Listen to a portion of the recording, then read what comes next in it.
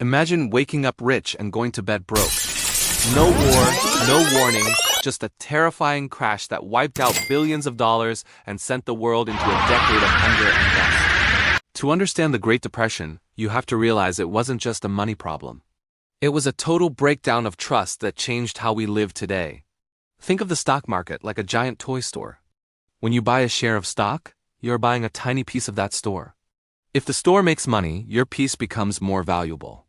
In the 1920s, the toy store was booming and everyone wanted to buy a piece. People even borrowed money to buy more, assuming the price would always go up. But on October 29, 1929, known as Black Tuesday, the party ended. Everyone got scared at the same time and tried to sell their pieces of the store. Because everyone was selling and no one was buying, the value vanished. People who were rich on Monday were bankrupt by Thursday. It was like saving your allowance for 23 years and watching it get flushed down the toilet in a single day. This crash triggered a chain reaction. Regular people who never even owned a stock lost everything because of the banks. Banks had used people's savings to fund those risky loans. When the market crashed, the banks ran out of cash.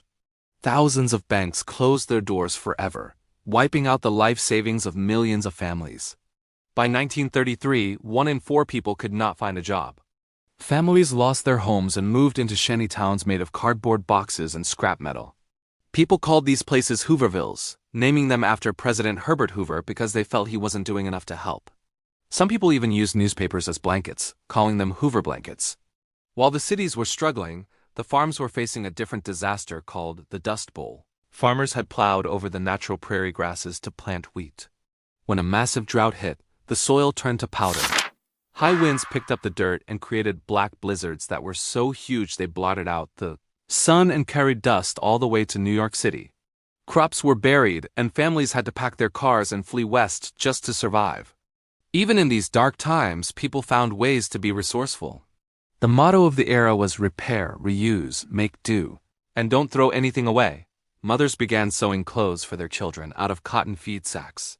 When feed companies realized this, they started printing colorful floral patterns on the bags so the kids would have pretty clothes. This turned a sign of poverty into a fashion statement known as the gingham girl. The recovery began when Franklin D. Roosevelt was elected and promised a New Deal. He created alphabet agencies to put people back to work building roads, bridges, and parks. He also created the FDIC to ensure your money in the bank so it could never just disappear again. He used the radio to talk to the nation in fireside chats, telling everyone that the only thing we have to fear is fear itself.